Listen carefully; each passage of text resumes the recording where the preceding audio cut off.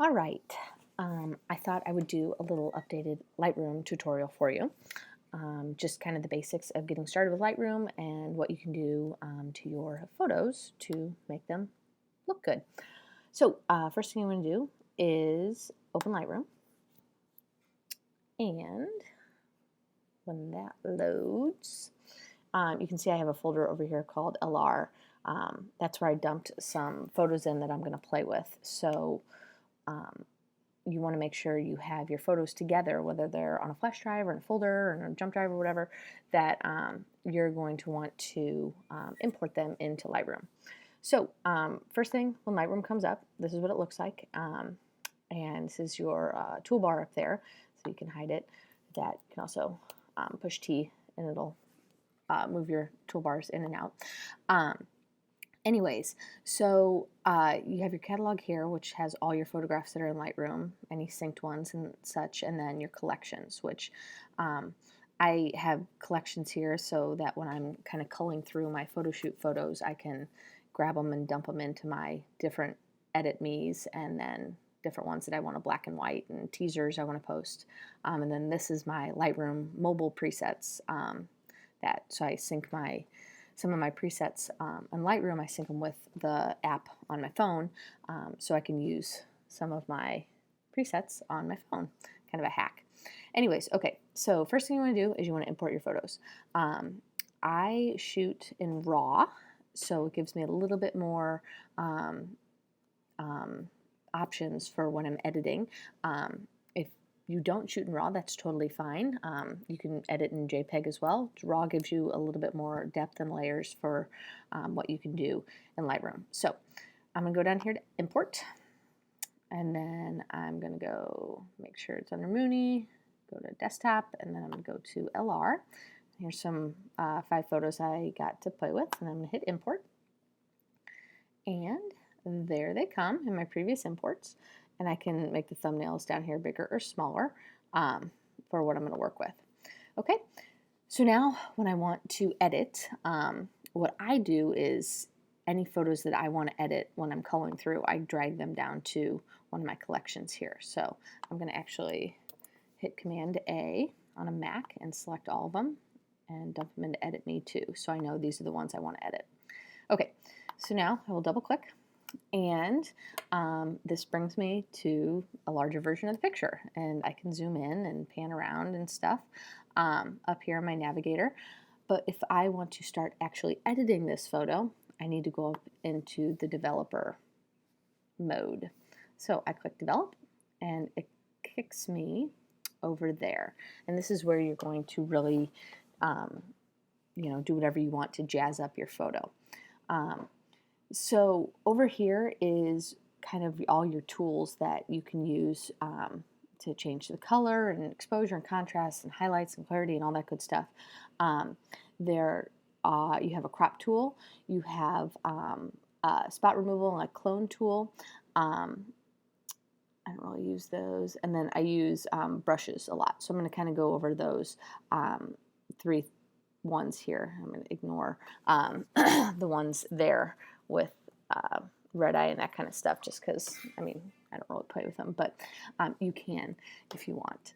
Okay, so Lightroom comes with a bunch of presets already, which they're like these ones. And then obviously you can see I have a ton more presets in here that I've purchased. My user presets are ones that I've kind of custom made myself. I have a lot in here, a lot I don't use because I've kind of fallen in love with certain ones. I use the Tribe Archipelago ones a lot, and then these Luna ones and some of the Visco ones. So anyways, but presets are things that you can download either for free or you purchase them from different websites, and it's like they have a mood to them already, so you can kind of bulk edit your photos that way. So you don't have to manually go do it on all of them. Okay, so we'll start with this picture, and I'm going to go choose one of my presets and see how I can kind of hover over these, and it changes up here in my navigator. Oh, I jumped off of it. What it's going to look like. So I can kind of just hover over and see what I want it to look like. And if I'm not digging any of those, I can go back and kind of hover over again and find ones that I like. And I think it was this LKO2 that I really liked. So I'm going to pop that on there, and it automatically changed all of my items over here. Now, I still think this is a little bright, so I'm going to tone down my exposure just a smidgen. And with that, I like the greens, but they're a little dull for me, so I'm going to tone up my vibrancy. So it kind of pulls those greens and yellows out a bit. And I'm also going to up my clarity just a smidgen. And then I'm going to go down, and I always kind of amp up my sharpening and my luminance. So it kind of sharpens it, but then also doesn't, kind of gives it a good crisp feel, but not, you know, too overpowering. Sometimes I enable my profile correction, and as you can see, it just made it really, really bright because it pulls up the lenses I was using. For this, I'm going to keep it off because it adds almost like a natural vignette over it. And then it puts this preset puts a ton of grain on there, which I don't like that much grain. So I'm going to tone this down to about 5 or 6 or 4. There we go. And there I go.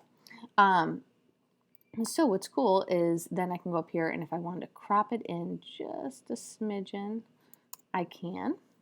I can also crop, and you can change your aspect. So if I wanted it like a square or 8 by 10, what it's shot at in the original is 2 by 3 or 4 by 6. So you can change it, and then you can hit the unlock button, and move your tools in and out as well if you wanted a kind of a more custom crop. Okay, I'll hit done. This is a spot remover tool, and what's cool about this is you can either clone or heal. So clone will be an exact copy of the spot you're wanting to clone over, and heal kind of takes what's around it and makes it fit better, so it's not an exact copy. So I'm going to zoom in just a smidgen, and there's this leaf on the ground here that's kind of bothering me. So what I'm going to do is I'm on heal, I'm going to select it, and as you can see, it cloned it out or healed it out for me. So now it is gone. And I can do that. So whenever I click this guy and come back up, I can do it over here too. So I can take this leaf out. And if I don't like the spot that it grabbed, I can always move this somewhere else that I feel like it matches better. So this is a perfect tool that if like someone has a spot on their shirt or on their face or whatever, that you can remove it out. And for some reason I see this really dark green spot here, which I don't really like. So I'm gonna clone that guy out or heal it out. And see where it grabbed it from. Up there. But even though it grabbed it from the green up there, it kind of healed it into fitting. So this is a really nice feature, and it's really easy to kind of touch somebody's, whatever doesn't look right on them, touched up in here without having to go over to Photoshop. I use this a lot for like newborn baby skin if they have like scratches or little baby acne or anything on a person that isn't permanent. So I don't take out birthmarks or anything like that, but if they have a blemish or something on them that's permanent or not permanent, then I take that out. Okay, so those are the basics. I'm going to skip the brush for now on this picture because I'm going to do it on a different one. So when I'm done, I can just hit my arrow key and it'll go over to the next one. And now what's cool is I hit G, and when I hit G, it takes me back to my library view. If I wanted to apply everything I just did on this guy with Rosie here, I can hit Shift and select. So now these both are selected. I can double click on this guy and go back to Develop and hit Sync. And I tell it I want it to sync all of these things. So it won't sync the spot removal because I don't want it to remove random spots on Rosie. It won't sync the crop. or anything like that, but it syncs like all of my colors and all my presets, which is cool. So then I hit sync and I tab over and woo, hello, that's Rosie. So it applied this exact stuff to Rosie, which Rosie's now super dark, which that's fine because now I can make slight adjustments over here to Rosie and I can brighten her up a bit if I wanted to tone down the vibrancy so it's not, you know, so pink. I can do that as well. I can, you know, give her a little tighter crop and that kind of stuff too.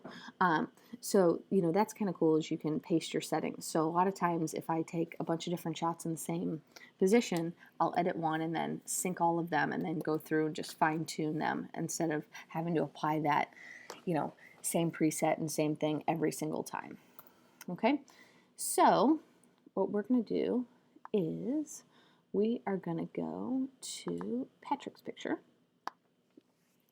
And first thing I'm going to do is I'm going to crop him in just a smidgen. Okay, now that he's cropped, I'm going to find a preset to toss over him. I'm going to do LXCO3. Okay, so now brighten him up a smidgen. I can up his vibrancy a little bit, a little luminance, turn my grain down. Okay, so what I can do now is in my brush tool, which is here's the brushes, so just like your presets over here that you can buy brushes too. So there are some, these top ones that come with Lightroom, and then there's all these other ones that I've bought for different things. I use my baby ones a lot for when I'm doing newborns. But if I wanted to, you know, just brighten up Patrick's face, I can turn on my baby brighten, and I literally can take my brush and paint over him, which now he looks really scary and almost, because you see in your navigator over there, kind of a pullback, what he looks like. So I can go and adjust it and turn it down just a smidgen so that it's not so bright, but then now his face is a lot brighter than it was a little dark before. And then I can, you know, change the highlights and saturation and all sorts of stuff. So it's that. But see, now I'm looking and his face looks a lot brighter than his arm. So I can go back here and click my brush again. And I can paint on some of his arm. And what's cool is you can adjust the size of your brush and how much you want it to feather and that kind of stuff. And then I can obviously go turn down the color on it again. And if I wanted to go back to this guy and re-edit his face, or it's still brighter, I can click it and I can hit show selected mask so I can see what I've painted over it. And then I can turn that down a smidgen too, so he's not so bright. And I hit done. Boom. There we go. So pretty cool with the brushes. Down here, the double Y shows you the original and then your edit. So you're kind of before and after, which is kind of neat to see how you've done, and then you can hit all different options for that back there. Okay, so that's kind of the basics of that. A lot of this is playing and finding out, you know, what presets you like, and then adjusting all of the filters and exposure and tones, and you know, you can play with even the saturation bars and that kind of stuff as well, and playing with that and really seeing what fits for you.